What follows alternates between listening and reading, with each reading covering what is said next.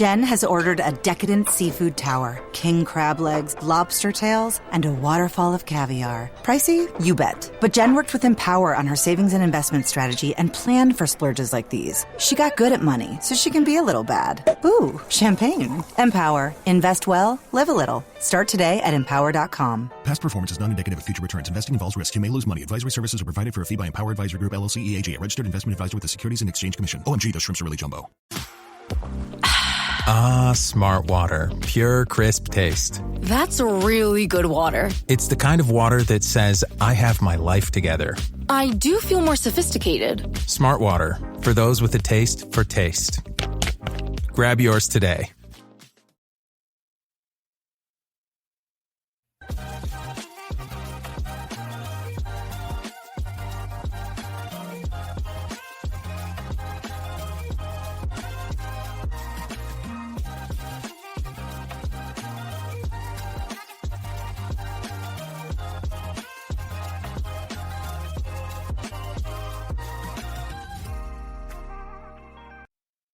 Hello, everybody, and welcome to another Victory Green Hour as the Philadelphia Eagles defeated the Kansas City Chiefs 20-17 to improve to 2-0 as the Chiefs fall to 0-2 in the Super Bowl 57 and Super Bowl 59 rematch at Arrowhead Stadium. I'm your host, LG Harrell, and as always, I am joined by my co-host, Connor Donald. Connor, it was ugly, and we're going to talk about it. But hey, a win is a win is a win is a win. Yeah, and especially early in the season when things, may not be working the way that you want them to. You take the wins where you can get them because you can tell things are definitely not working the way the Chiefs want them to. And you can definitely tell that things aren't going the way that the Eagles are hoping or were hoping that they were going to be going. But obviously there's a lot to get into. There's some really good, there's some really bad, and there's definitely some ugly to dive into. Before we jump into it, as always, follow us on Twitter at Kelly Green Hour. Follow Connor on Twitter at Connor10. Follow me on Twitter at LJRL54. And follow the Eagles Pinpool Network on Twitter, YouTube, Facebook, wherever you get your podcasts at Eagles Pinpool Network. And if you're joining us live, let us know your thoughts in the chat on the game, on the offense, the defense, anything about this, the first two games of the season that you want us to discuss. We'll be back later this week to get you ready for the big matchup at Lincoln Financial Field, which is a 1:00. Well, I'm happy that it's a 1:00 because I prefer 1:00 games. The fact that the Cowboys-Bears I'm going on a little tangent here. The fact that the Cowboys-Bears is America's game of the week is a bunch of BS. That game is going to suck compared to what the Eagles and Rams is going to be. But hey, to each their own. We'll keep winning games while those two teams keep floundering.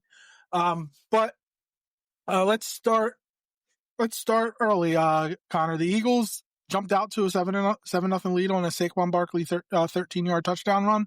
And they had more success running the ball against the Chiefs in this game than they did in the Super Bowl. And the one thing that Spags did, he came all out with a bunch of blitzes this game. He blitzed on over 50% of Jalen's dropbacks. Jalen didn't turn the ball over. First play of the game, he fumbled. They were trying to do a deep shot. Calcaterra was able to pick it up because he got beat on the play. That's the one thing where they missed Dallas Goedert because Calcaterra and Kylan Granson aren't good blockers. And if there's one thing that Dallas Goedert is, he's an overall tight end. He can catch, he can block, he can do it all. So him not being in the lineup definitely hurt, and it's unfortunate that he just always has injury concerns, and hopefully he'll be able to be back this week. But look, they got out to a quick 7-0 start, and I get it. This Chiefs team isn't the same Chiefs team. They were down there first, second, and fourth receivers. They didn't have their offensive line still not great, but the Eagles did what they were supposed to do. They handled business, even though it wasn't as pretty as fans hoped that it would be. Yeah, I mean, I left this game obviously wanting to see more from this Eagles team, but we are only 2 weeks into the season. The first 3 to 4 weeks tend to be like the preseason for these guys because they haven't really gotten to play genuine NFL football snaps up until this point. They've got, training camp or some of the practices, the joint practices that they do. They really haven't had the opportunity to play. And a lot of a handful of guys are new to the starting rotation for the defense for the defense, and you can kind of tell while they were definitely better defensively and as a team from a penalty standpoint, you can definitely tell there's still some things that need to be worked out. You could tell there was some miscommunication and stuff. But offensively, I left definitely feeling like tight end should have been addressed in some way. I understand that, Howie made the move to pay Dallas Goedert or to restructure Dallas Goedert's deal, and then he didn't really want to rock the boat, even though it was quite obvious that, it doesn't feel like Dallas Goedert was going to be back. This restructuring was just done out of a necessity to fix the contract, to shift what some of the guaranteed money around, to give Dallas Goedert some more guarantees. It was more of a respect deal. But you can definitely tell Kylen Granson, not a blocker. Grant Calcaterra, definitely not a blocker. We knew that long ago. Cameron Latou showed some things as more of a fullback and blocking, but I would love to see Latou out there more in scenarios where it's going to be blocking. But obviously, we just want to see a fix in general for the tight end position before it becomes a liability. Last year, we saw it at times become a liability when Grant Calcaterra couldn't even chip block somebody. So it is really frustrating that we continue to see this issue. I just don't know if Howie is going to make a move or make an adjustment, but it definitely was one of the more frustrating points, knowing that what we were going to see and knowing what those guys bring to this team. They're pass catchers, and they're subpar pass catchers at best. So that's definitely one of the frustrations, although my biggest frustration, which I'm sure we're going to dive into, is Kevin Petula's play calling.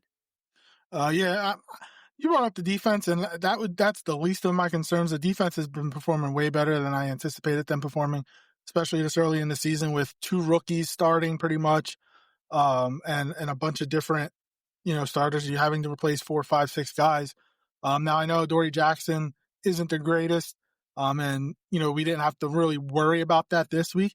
The next couple of weeks we will, with the receivers that the Rams and Bucks and Broncos have over the, looking at the Eagles schedule. Yeah, offensively, it's ridiculous that I watched football all day Sunday and watched it Monday, and you see receivers running wide open throughout secondaries, and you have A.J. Brown, you have Devontae Smith, 2 of the best receivers in football, and they can't get open. And if you look at like the routes that, say, AJ Brown ran, they were all the same. I don't know what Petullo is doing and calling, and like what type of route. Did he not learn anything from Kellen Moore? Like, I get it, Kellen Moore is going to take his offense with him, but like, do you not have the playbook from last year?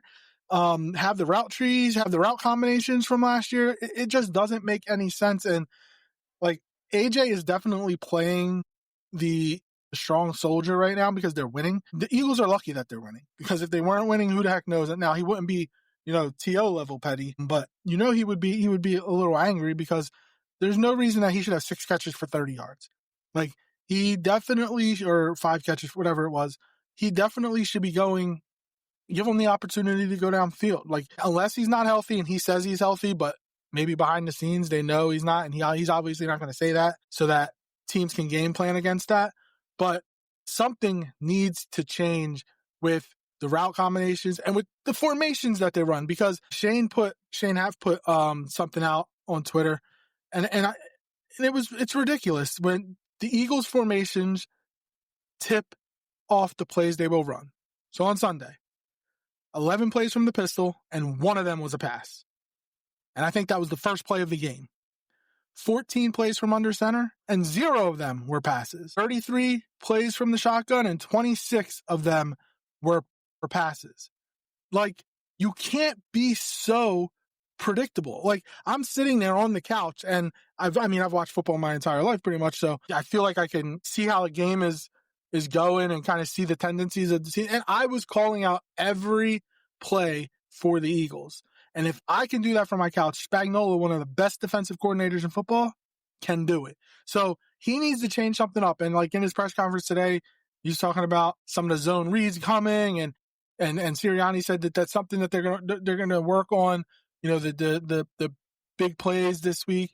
Well, like, it shouldn't take that long. I even want to slant to AJ. I think I saw one slant on Sunday to AJ. Maybe two. One, he fell and caught it one-handed with what a spectacular catch by AJ Brown, just showing the type of athlete he is. But you can't be so predictable every time you line up in a certain formation, and teams can just stack the box knowing you're not going to throw out of it. You're just going to run it right into our 9 guys that are there.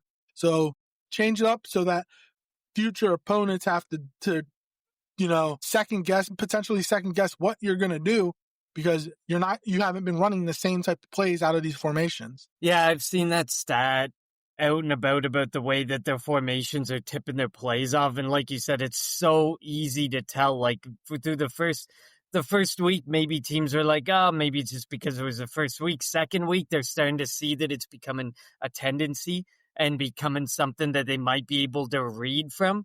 And now going into week 3, you absolutely know that the Los Angeles Rams are going to be all over that. And the defensive coordinator is going to be looking at that and saying, if you see them line up in these 2 formations, or from the pistol or from under center, you can almost bet that we can load in that box, and it's likely going to be a run. And even if it's going to be a pass, it's very difficult to tell if it's even going to be an effective pass, because their passing offense has seen no type of real success beyond the that big Jahan Dotson play week 1. There was other stats out there. They're taking limited to no shots down the field and trying to open the box up, which is one of the most effective plays for Jalen Hurts and for that offense under Kellen Moore last year, was when they just ripped off a big throw out of nowhere that usually, like the Devontae Smith one, similar to the Jahan Dotson one of week 1, but it happened more frequently in a game to really open things up and keep defenses on their toes. But there was a stat today, Jalen Hurts is the only QB of 40 QBs to throw a pass this year to not attempt a pass between 10 and 19 yards. It's so sad. And then beyond that, only 2 passing plays have gone for over 20 yards. Those stats are brutal, terrible. You do not want to see 40 quarterbacks have thrown the ball, and you're the only one who hasn't thrown in one of the busiest areas of the field. We are a one-level football team right now. That is negative yardage / line of scrimmage to 10 yards or less. That is it. We're a one-level football team, and you can tell just by the way that Kevin Petula is calling plays. I don't know if it's a lack of confidence in his play call. I don't know if this is his offense and this is what it looks like, condensed formations and really tipping your hat at the plays that you're calling based on the formations. But something's definitely got to change, and he's got to really, if there's more to this playbook, he's got to definitely start to open it up, because right now the defense is helping massively. They're 150% of the reason we're winning games.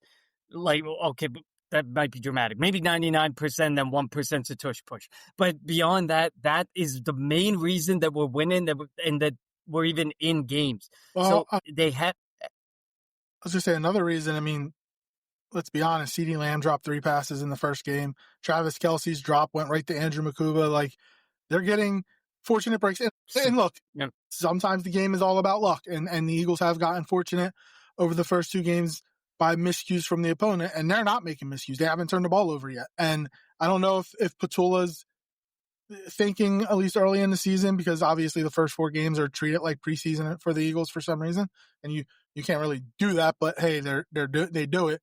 Is if we protect the football, our defense is going to hold the teams to X amount of points. We can scratch across X amount of points. If our defense can hold teams to 17-20, we can score 21-24, and we can come away with the victory. Obviously, you don't want that to be the plan every week, but maybe that's what he's thinking. I hope it's not. I mean, like, Jalen doesn't even have a touchdown pass yet. Yeah, he has 3 rushing touchdowns, I think, something like that. So again, a rushing touchdown still counts as much as a passing touchdown. So I'm not taking that away from Jalen. It still counts on the scoreboard.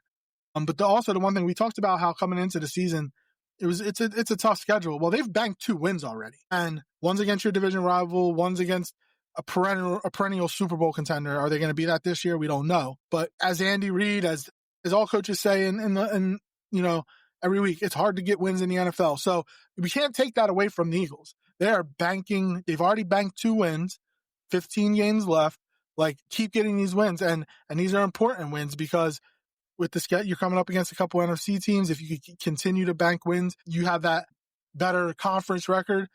That can mean a lot going for the number one seed. And obviously, the teams aren't going to want to come into the link, in January with the Rabbit fan base that we have. So one thing that I don't want to take away from the Eagles is they're winning games. Now, does it feel 2023-ish? A little bit. And that's my worry. And that's when Brian Johnson was the offensive coordinator. But the big difference between 2023 and now is our defensive coordinator, Vic Fangio. It's not Sean Desai and Matt Patricia. So I feel more confident in that than I do back then because that defense was a sham. And this defense is actually good. And you would think about it. If Jahad Campbell and Andrew Makuba, as they continue to learn defense, they get more comfortable playing in the NFL, and you get a healthy Nakobe Dean back in a couple of weeks, like the defense should, in theory, get better. And you would think that Howie is looking around, scanning around, trying to maybe find a potential upgrade at the CB2 position. Like the defense, now, while they might not be the number one overall defense like they were last year, they're still going to be really good. Jalen Carter did not play a great game on Sunday, and the Eagles were still good against the Chiefs, against Patrick Mahomes. So he's going to get more comfortable. He's going to get in better shape. He's going to, and Jordan Davis has played a hell of the first two games for the Eagles and earning that fifth-year option that he's going to be playing under next year. If he can continue to play the way he's playing, and Zadarius Smith, like he only played 20 snaps or so, and he's already the Eagles' best edge rusher. And he's going to bring that veteran leadership, which I had mentioned, I think, last week, was like, that's what Jalen Carter needs. He needs somebody, and this defense needs. They need a vet, somebody that's been around the block. He's been in the league for 10 years. Only thing he really hasn't done is won a Super Bowl. He looked really good for not having to go through camp, and I don't blame him for not going through camp. Camp sucks. So I'm like, just if they could continue to build and learn, and Fangio can continue to add to this defense, hopefully by in the next couple of weeks, the offense gets into a flow. Jalen starts throwing the ball downfield. Patullo starts figuring out what he wants to do. Saquon starts hitting big runs because, Mailata said the other day, he's like, one block away and he could have had a couple, and Saquon could have had a couple big runs against the Chiefs. Maybe he can do it against the Rams. We saw what he did against the Rams last year in 2 games, over 450 yards rushing. Maybe just get that one block and you get a big play, and one big play can lead to 2 big plays, and then there's an avalanche of big plays. That's what the Eagles, I think, are hoping. Now, hope is a big thing, but we'll see if they can continue just to progress and get better, and this doesn't feel as stagnant as it did in 2023. Yeah, I mean, I'm never going to discount a victory. We've been preaching it since last year when people were judging Jalen Hurts for how many pass attempts he had in games or how many passing yards he had in a game. A win is a win, and they are definitely very hard to come by in the NFL, and winning Super Bowls are even harder to come by because there's only been 59 of them won. And of course, there's been a couple dynasties that kind of ruled nearly half of those 59 Super Bowls. So we're never going to discount it. We can be critical of it. We can want to see more because there should be more coming from this offense. Even one of my notes was the offensive line. There was 6 total pressures allowed by the Philadelphia Eagles against a very good defensive coordinator, a very solid defensive line. And they blitzed a lot. They blitzed out, and only 3 of those were attributed to the offensive line. The other ones were attributed to, I think, Saquon Barkley had 2 and Kylan Granson had 1. So the offense, everything about the offensive line, and the defense seems to be clicking and seems to be exactly where they needed to be. It's just Kevin Patullo needs to figure out how to get the most out of this offense because he's got so many good things. And I definitely see it with Saquon Barkley. He runs into some messes with his offensive line or gets stuck behind a bunch of guys and can't break off the runs that he wants. But that's because he's going up against these stacked boxes. And if there's 1 or 2 less guys up in that box, there's a very good opportunity that Saquon Barkley is busting off these 40, 50-yard runs that he was so notoriously known for last year and that were so huge in so many of the Philadelphia Eagles wins last year. Is that we need to be able to open up that run game. He silently had nearly 100 rushing yards against the Kansas City Chiefs. It felt silent, even though he did rush, I think, 22 times. It felt like it was just 1 yard, 2 yards, 3 yards. It never felt like he was getting enough traction behind his runs that he was getting anywhere close to 80, 88 yards. And they even said it, I think, on the broadcast, like he quietly had a very good rushing game. And I think this was like in the third quarter at some point when they were like, wow, he has 70 rushing yards, because it did not feel like it, because it did not feel like that offense was really going anywhere or finding any success. So I really think that if Petula can really open up his playbook more, maybe go back and watch. You want to be your own offensive coordinator. You want to instill your own offense in a team, but maybe look back at last year. Maybe take elements from some of the great offensive coordinators like a Shane Steichen, who had great success in Philadelphia, like a Kellen Moore, who had great success in Philadelphia, and kind of figure out what can you add to your playbook. Because you can sit there and be like, I want it to be my offense. I want to, set myself out to the crowd and get my opportunity to become a head coach. But if your offense looks like this for much more than, 3 or 4 weeks, you're putting yourself out of the. You can ask Brian Johnson. You're putting yourself out of the running for future head coach consideration by doing things like that. So I think it's important that this exact offense to a T found so much more success last year than the first 2 weeks we're seeing this year. They even had more success through the first 2 weeks last year than these 2 weeks. So I think it's going to be really important to figure out what's going to make this offense click, because you have the weapons, you have the guys that can make the plays happen, but you have to change something up. You cannot be tipping your plays, and you got to start moving the ball down the field. From 10 yards and beyond, you have to start being able to move that ball. It's unacceptable to have 2 passing plays that have gone for essentially 10 plus yards through 2 weeks. And it's not like the defenses have been amazing that you've faced. They just haven't had to work very hard to stop the offense. The Chiefs' defense is still pretty good. Dallas, they are. The thing that really starts seeing what Russell Wilson did to Dallas's defense is what's insane. Thrown for over 400 yards, if I'm not mistaken, and the Giants should have won that game. But like that's what bothered me. Like seeing what other and then what and then I guess you could talk about what Justin Herbert did against the Chiefs. But like with the talent that we have offensively, you would hope that they would start opening it up. I'm hoping that Jalen isn't like scared to throw the ball or put the ball in to harm's way a little bit with the possibility of turning it over, because we knew what last year it was, you protect the football, we're going to win games. And that's what essentially is what he did. He protected the football, didn't turn it over a lot. And the Eagles won a lot of games. They lost one game, and it was a game that he played 9 plays in or whatever it was.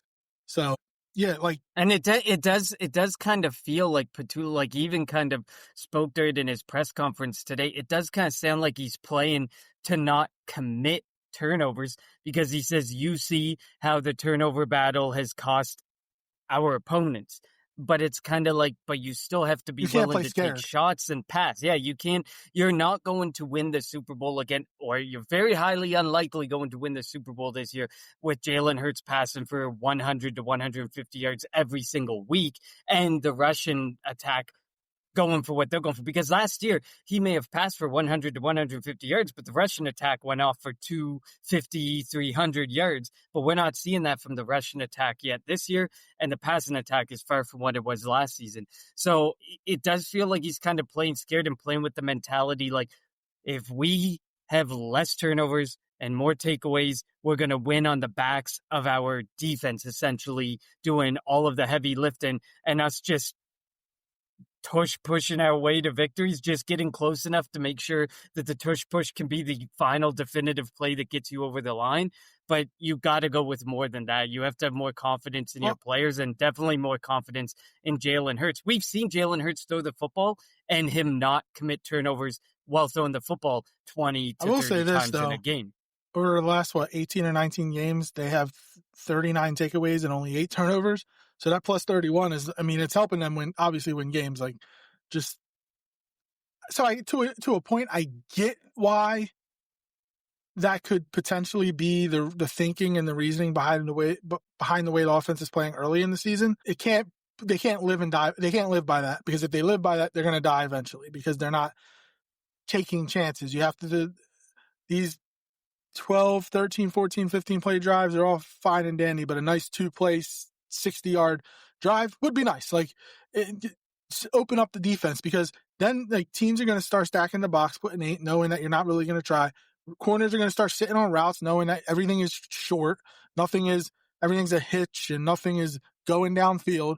Jalen is a great deep ball thrower. Let him use that skill. So hopefully, they figure it out, and going into these next couple of tough NFC matchups against two really good teams that you're going to potentially see in the playoffs, you need to change things up, because the teams are just seeing what you're doing, how you're doing it, and they're going to be able to come up with a game plan to stop you. I mean, we know that. I think the Rams, I don't want to talk about it too much, but their first game plan is going to be, let's not let Saquon beat us. So you need to employ AJ, you need to employ Devontae, and if Dallas Goedert's back, like, use him over the middle of the field. So we'll see what happens. Conversely, on the defensive side of the ball, the adjustments that Vic Fangio has made in the second half are amazing. They've given up, I think, 7 total points in the second half. It's really and that was on a late bomb from Pat Mahomes to Tyquan Thornton. I think his name's Tyquan. That was on more. It was more of like a miscommunication. Yeah, it was, and it was miscommunications. Thing. Now, I know Quinion ended up on him, but that definitely had to have been, I don't know if it was Reed or Coop, whoever. But there was 2 miscommunications. PFF assigned it to Reed Blankenship, so that doesn't surprise me. No, of note. I know. But there were 2 miscommunications, because Patrick Mahomes, who doesn't overthrow receivers often, overthrew Thornton on another play when Adoree Jackson tackled. I think it was Reed. Another miscommunication on defense. But other than those few miscommunications, when you have the 2 rookies playing, and think about these picks by Howie over the last couple of years on the defensive side of the ball. Drew Makuba and Jahad Campbell, starters. Quinion Mitchell, Cooper DeJean, starters. Nolan Smith, Jalen Carter, starters. That's the last 3 drafts. Jordan Davis before that, a starter. Jalix Hunt, he's going to put in a bunch of time, and Moro Jomo. They're going to be relied upon to provide depth along that defensive line. Starters. All these guys have been picked over the last 3 or 4 drafts. Just think about that. Just how he has been so good. And this is why the Eagles have been able to pay all these offensive guys, because your entire defense, not your entire defense, but, and Nakobe Dean as well when he comes back. But, the majority of your defense is all draft picks that, now that bill's going to eventually come soon. But you don't have to put money into, that's why the Eagles have the cheapest defense in the NFL, because they're all draft picks. So they're going out and and I get it that majority of the offense also draft picks, but they're older, and their contracts have come up. Jalen and Landon Dickerson, Cam Jurgens is going to come up soon. Lane Johnson, Devontae Smith, and being able to make that trade for AJ, signing Saquon, and Dallas Goedert. They're able to put money on the offensive side of the ball because they have this super young and really fast and physical defense that they don't have to pay. Good. Oh, we can't hear LJ.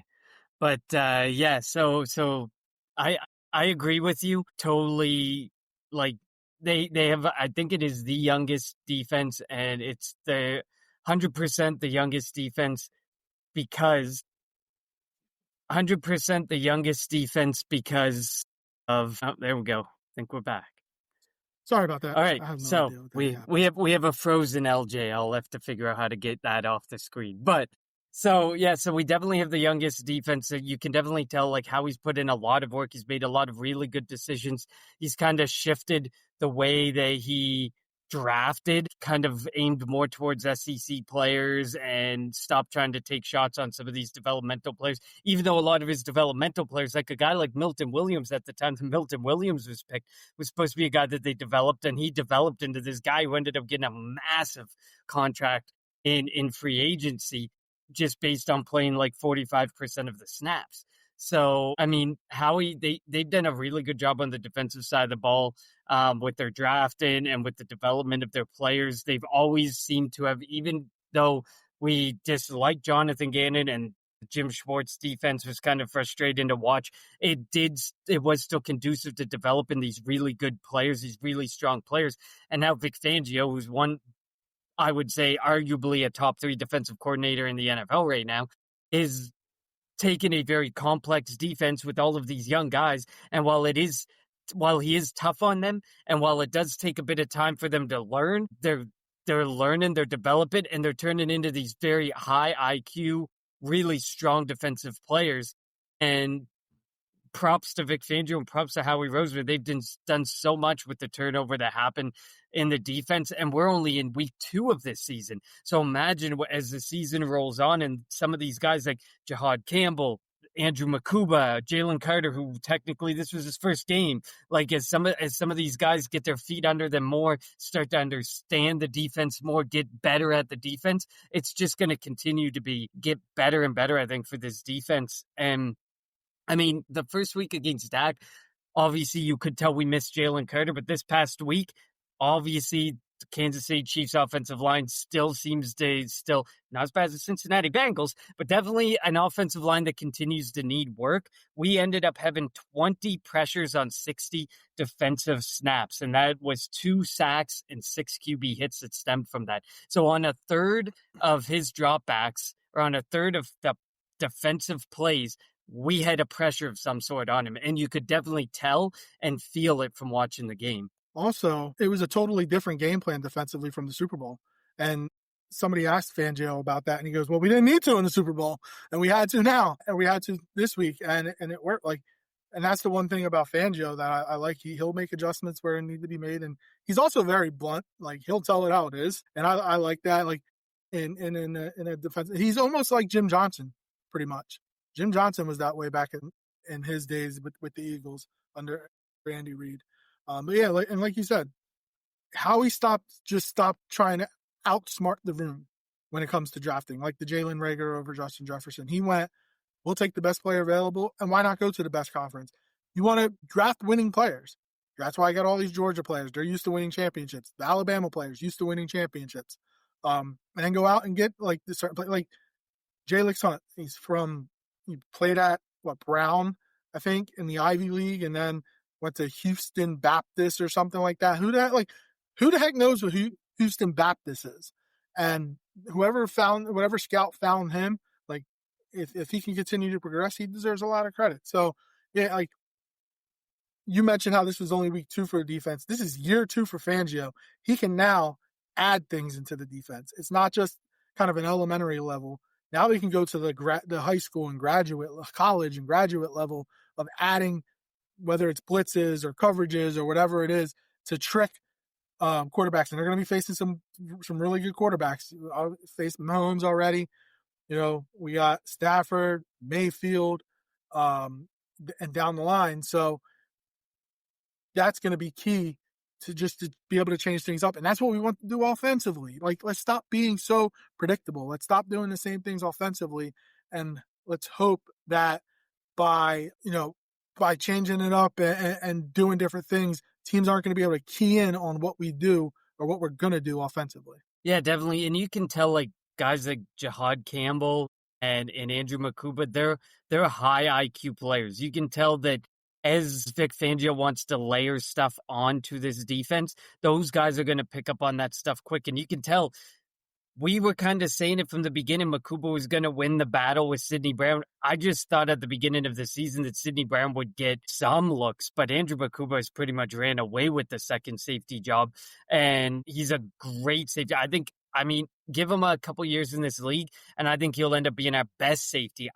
I know we're critical of Reed Blankenship. I like Reed Blankenship, but to the same point, Andrew Makuba's high IQ. He's a ball hawk. He does a lot of the things that we haven't necessarily seen in recent memory from some of our safeties. So it'll be really interesting to see as Makuba continues to develop in this league. And he even said that once he begins to learn, it can get dangerous. He doesn't want to say he doesn't know what he's doing, but he's still young and still, he didn't get to practice or play much in the preseason because he was hurt.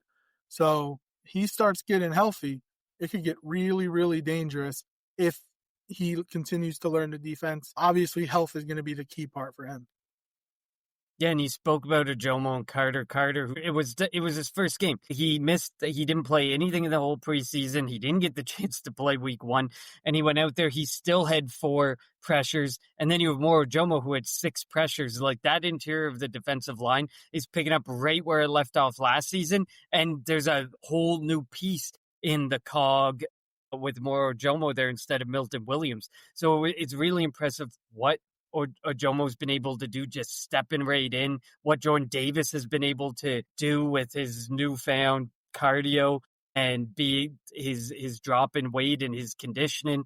And then Jalen Carter, he's only getting started. I think it's going to get even better. You spoke about Zadarius Smith, only played 20 snaps. He had 3 tackles. All of them were stops. And then he had 2 pressures and a half sack.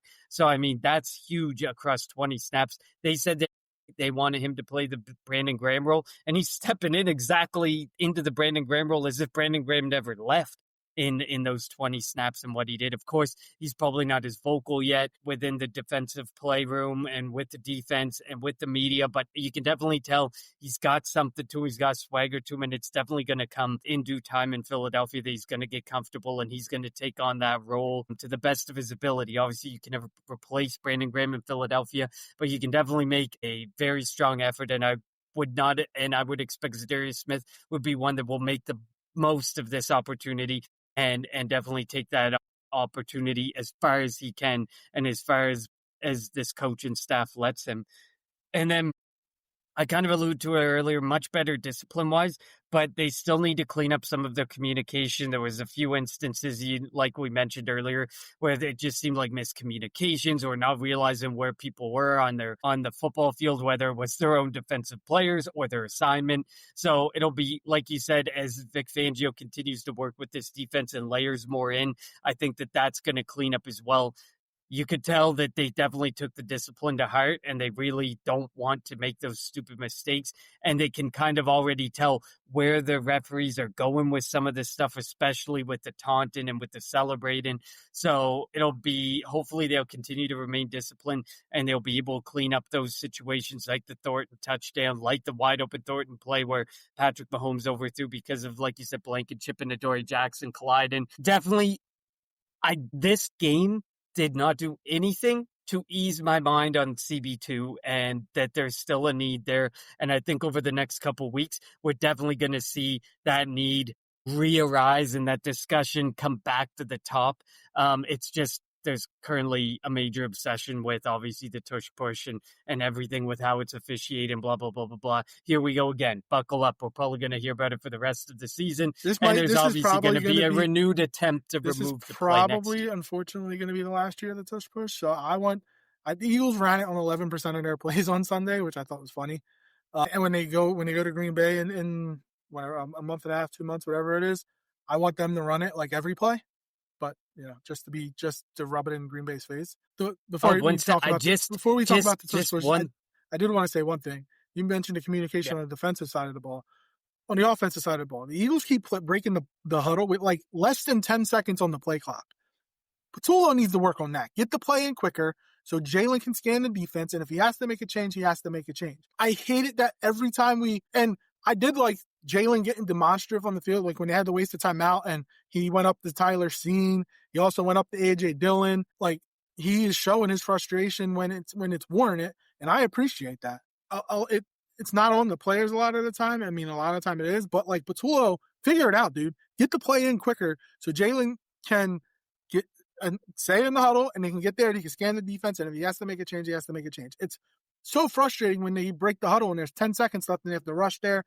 And since they're in shotgun 95% of the time, and he has Steen and Juergens don't have a chance to scan the defense, and you can see Steen is talking to Johnson and Juergens is trying to announce like if they're going to slide protection. Like, you need more than 5 seconds to do that. So let's get the play in. Let's make this more clean, a more clean operation so that the offense, maybe that'll help the offense start running it more smoother. Yeah, you can tell he's a first-time play caller, and he's not totally confident even with his own playbook. He kind of looks like very amateurish right now with how he's handling the playbook and how he's handling getting plays in. And you know that is an offense like last year, ran like a well-oiled machine. You could see the communication all the way across offensive line, all the way out to the wide receivers and the running back. And that's a big thing. That's conducive to success in this league, is your offense understanding, communicating, and knowing what's going on and all being on the same page. And you can tell there's a major disconnect from what's coming from the sideline and nearly all the way across wide receiver to wide receiver out there. It just doesn't feel like the offense is feeling it and is confident in themselves. And I think that a lot of that stems from Kevin Petula. It doesn't necessarily stem from the players themselves, because we saw the players in Kellen Moore's system and the success that they were able to have last year and how confident they looked, how much fun they were having. This does not look like that offense. They do not look like they're having a whole lot of fun right now. And that needs to fix. That needs to change in a hurry. By the way, Jeff Kerr just put this out on X. The Eagles have the fewest 10-plus yard plays by a 2-0 team this century. They have 11. So this century, they have the lowest amount of 10-plus yard plays by a 2-0 team. That's crazy. I'm sure 9 of them are runs, because we know the 2 pass plays, 1 Dotson, 1 2. Of course, we know that 9 of them are runs. So, but then, before we move on to the tush push, I just want to make 2 more points. Jake Elliott, he's back. Braden Mann are studs. They're the MVP so far.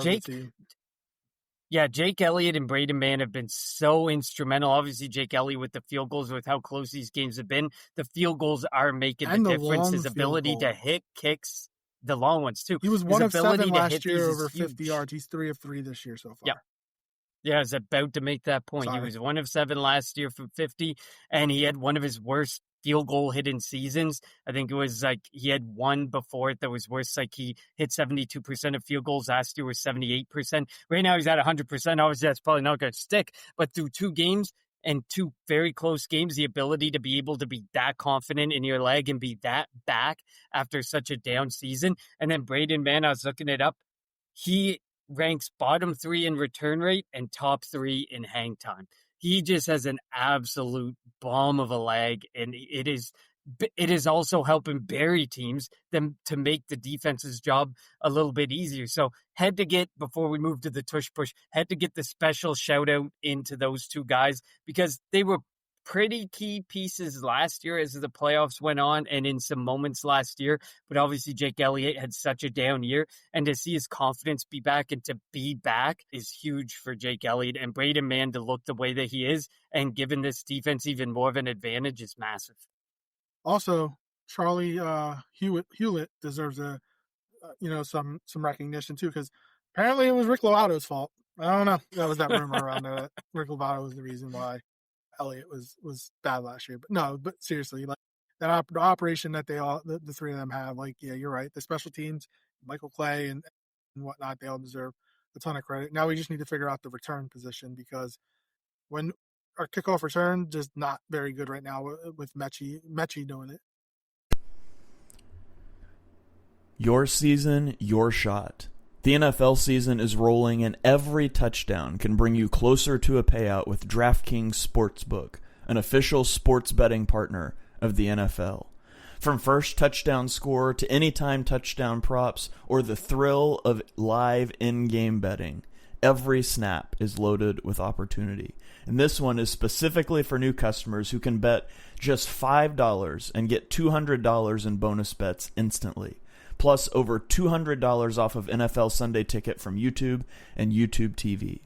Download the DraftKings Sportsbook app and use code PINPULL. That's code PINPULL to get $200 in bonus bets instantly when you place your first $5 bet. Plus over $200 off of NFL Sunday Ticket from YouTube and YouTube TV. In partnership with DraftKings, the crown is yours. Gambling problem? Call 1-800-GAMBLER. In New York, call 8778-HOPE-NY or text HOPE-NY. That is 467-369. In Connecticut, help is available for problem gambling. Call 888-789-7777 or visit ccpg.org. Please play responsibly. On behalf of Boot Hill Casino and Resort, Kansas, 21 plus age and eligibility varies by jurisdiction. Fees may apply in Illinois. Void in Ontario. Bonus bet expires 7 days after issuance. See sportsbook.draftkings.com/promos. NFL Sunday Ticket offer for new subscribers only and auto renews until canceled. Digital games and commercial use excluded. Restrictions apply. Additional NFL Sunday Ticket terms at youtube.com/go/NFL Sunday Ticket/terms. Limited time offer. And you know that it's going to continue to be played that way. The NFL is essentially forced the Returns. forced returns. So they're going to have to figure this out. And I know it's Tank Bigsby's first game, so obviously they weren't going to just throw him to the Wolves. So hopefully, or maybe they're figuring out to kick it to John Mechie's side and force John Mechie to make the return. But you can easily, like, if you see it going that way, you can make the switch while the ball's in the air and stuff. But we're going to see. They're going to have to figure it out because we're seeing returns at such a high level since the NFL decided we want to see more returns. We want to bring kick returns back to the NFL. They've definitely brought it back. And teams are going to have to adjust and figure it out and find an effective way to get the ball as far out as they can. Yeah, definitely. All right, so let's move to the tush push. I mentioned the Eagles ran it 7 times, which I don't know, it might be the most or second most that they've run it in a game.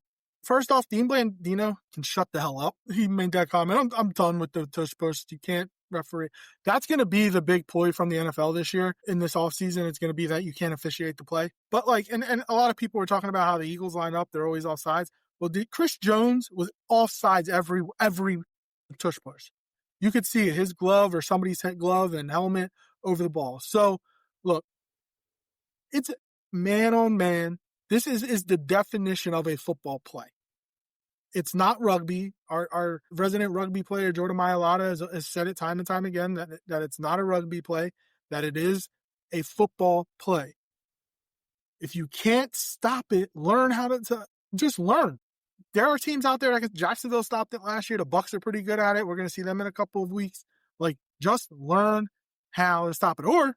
Or stop the Eagles in the first 3 plays from getting 9 yards. I mean, I don't think that the tush push should be outlawed because one team is good at it. All 32 teams have the opportunity to try it. Just because the other 31 aren't as good as the Eagles doesn't mean it should be outlawed.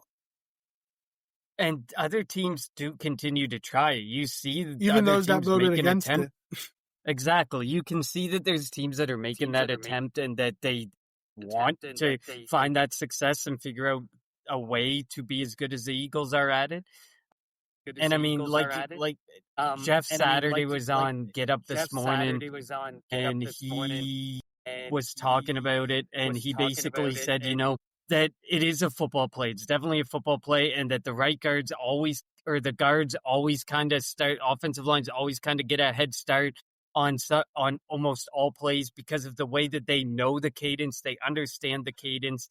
He was pretty much all by himself against the rest of the panel, but he was saying, and you see it with, when they brought in Exactly. You saw it when they brought in Jason Kelce to help argue the point and to keep the play at the meetings last year. Offensive linemen get it. They respect it because they understand this is the function of an offensive line. If everyone took the time to understand the offensive line the same way they understood their positions or the same way they understood specific things about football, they would understand. Just like everyone says, Lane Johnson jumps early. Almost all tackles, it's just they know the cadence. And while it may seem like they're getting an early jump, it's not that early. And Jeff Saturday also pointed out, when you slow football plays down, you're always going to find penalties. But in that split second, in that moment, it is so difficult for the referees to call every single penalty or every single minor infraction that there is. And if you're going to officiate the tush push properly, you're probably going to be calling penalties on both sides over and over and over, and you're just going to make the game so much slower. And it was funny because on Get Up, they were also referencing nobody wants to see a football game where they know the outcome of the play, 10% of the time. That the game between the Eagles and the Chiefs was one of the most watched week 2 NFL games ever. It was 33.8 million viewers, the most watched game, I think, in this time. And I know early in the season. I know that people's comeback is going to be, well, they didn't know the tush push was going to be run on 10% of offensive plays or blah, blah, blah. But that doesn't matter. People tuned in because it's the Eagles. They have a rabid fan base. It's because it's the Chiefs. The Chiefs have their fan base plus the Swifties. They have their own level. That is exactly what the NFL needs. That's exactly what the NFL wants. Also, they literally got one of the biggest week 2 games they're ever going to get. And the biggest topic of conversation within the media is the tush push. Also, somebody had put out the tush push, it delays the game. It makes it go longer. Well, the Eagles-Chiefs game was the fastest game of the weekend. Under 3 hours. So all these excuses, it's an injury, a bunch of injuries happen with the play. That's false. It extends the game. That's false. Like, you can keep throwing all these excuses out. It's not true. You're just mad because only one team is very good at it. Did they try to outban the QB sneak when Tom Brady was very good at it? No. Like, are we going to outlaw passing the ball down the field because Patrick Mahomes is really good at it? No. Well, stop trying to take it out. If you want to stop it, learn how to stop it. And if you want to perfect it, learn how to run the play. The fact that Josh Allen, who is bigger than Jalen Hurts, like, can't run it, like, that's supposed to be the Eagles and Jalen Hurts' fault? Like, come on, stop making excuses and go out there and try to figure out a way to stop it. Yeah, and if there's an issue with the way it's being officiated, that's on the NFL to get film down to the officials like they did with the hip drop tackle. It's on them to put together something to say, this is how you need to be officiating it. This is how you need to improve how we officiate this. And that is on the NFL. Instead of Roger Goodell sitting there saying, oh, I want to ban this play. Oh, this play's terrible for football, which clearly it isn't. Clearly, it's about the team. It's not about the play. The teams are what's getting the biggest draw with these. And it doesn't matter about the tush pusher, how often the tush pushers ran. If you want to complain about the officiating, stop worrying about banning it and start talking about how to officiate it properly and how to stop the illegal aspect of it that so many people are complaining about. That's all that it is. I don't know how they're going to figure that out, if they're going to figure it out, but I agree. Dean Blandino's comment in that game was so out of left field, so unnecessary, so unneeded. He just wanted to stoke the fire of a conversation that he knew was well going to be had. And it was not a hot mic moment, but it was pretty much a hot mic moment for him that was probably played by countless channels, put on countless X and Twitter and Facebook posts, and he got his moment in the spotlight to be like, I was the one that started this conversation because I said, I'm done with it because you can't officiate the play. You can officiate the play because we've seen them, they drill in a focus on how to officiate certain plays in specific situations in NFL games before. They can definitely do it in this situation. It's just you have to make the decision on how often you want to call this stuff, because it's not just the tush push play that has the offsides or that has the false starts. It happens on so many other plays within the NFL and within an NFL game that it wouldn't make sense to start nitpicking just one play. Yeah, you can make calls on every play. There's holding on every play. There's probably offsides on every play. So, like, if you can't see it at the naked eye in the play, let's not get to reviewing every play, because then games will get extended.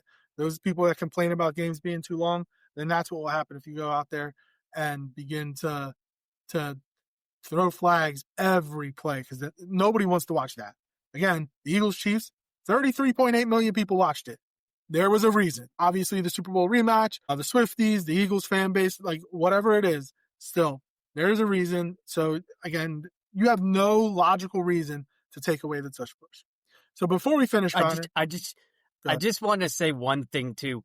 33.8 million people watching. That is more than the population of the country Canada that I live in. I just find that insane to think that that's like every person in Canada watching this football game. Like, it's crazy. Just had to make the comment.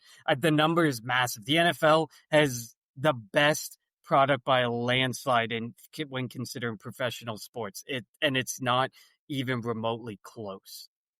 Definitely not. So before we finish, you heard what the back and forth between Chris Jones and Jalen Hurts at the end of the game? What are your thoughts on that? Yes. I thought it was hilarious. I mean, Jalen Hurts has a point. That just goes to continue to further solidify Jalen Hurts is here to win. He doesn't care about his individual stats. He doesn't care about the individual stats of his receivers or anybody on the team. All he cares about is making sure that this team wins football games and that this team is back in the playoffs and heading back towards a Super Bowl. Doesn't really matter. And that, like, I like the trash talk. I love that the trash talk gets caught on hot mics like that. I think it's great. I think it's hilarious. I think it's good. It's good. It's fun for the NFL to have those moments. I just think that Chris Jones' point was totally just out of anger that they lost. It was just a pure spite comment, and Jalen Hurts just had the best comeback. And did you It's all see about what winning. the Chiefs Twitter handle put out today? That I did not.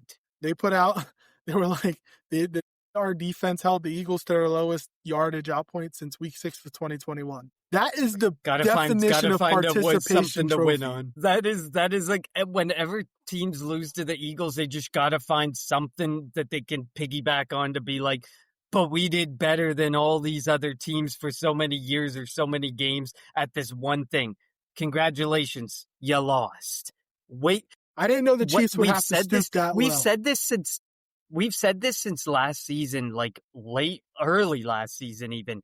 Make winning matter. Individual stats, if you want to rank people based off of individual stats, make sure you make it ranked as, okay, let's rank them off their individual stats or their individual attributes. And then let's have a category where for the team and for the winning, let's do that, because Jalen Hurts and Patrick Mahomes, you could argue them for 1 and 2. I mean, I think it's Nick Sirianni even through, I think he's up to 70 games coached. There's only one coach that had a better winning percentage to his first 70 games coached, John Madden. All they care about is winning. That is the nature of this. That's the reality of this. And that's all that these teams should care about. Who cares if Josh Allen is ranked as the number 1 quarterback on Dominic Foxworth's, or Jeff Saturday's or Stephen A. Smith's list for the week or for the year, or, top quarterback list altogether. Who cares? Because at the end of the day, if you're not winning games and you're not getting to the Super Bowl and you're not winning a Super Bowl, it's just a participation trophy for you to say, I got arguably the best quarterback based on all these analysts saying this, but I have nothing to show for it but some analysts' list and opinion. Whatever. I'll keep winning games. I don't really care about what other people think. And before we finish off, Tony says, unfortunately, the push will be banned. Yeah, it probably will be, and this game is going to be the poster child for it. Like, they're going to show video of this and how it can't be officiated and whatnot. But like Sirianni said today, said he thinks it's kind of cool that like they've been able to design a play that everybody wants banned. Like when they banned dunking for a point in basketball. Like they lowered the mound in baseball, I think, like at one point. He thinks it's cool. He doesn't agree that it should be banned, obviously, and I don't agree it should be banned either. But the fact that there's potentially going to be a play that the Eagles dominated with so much, and especially if the Eagles win the Super Bowl this year and they continue to do the tush push, which they will, obviously, because it's allowed, it's definitely going to get banned if they win, because teams are going to be like, well, we can't stop it, and they keep winning. So let's get rid of it somehow.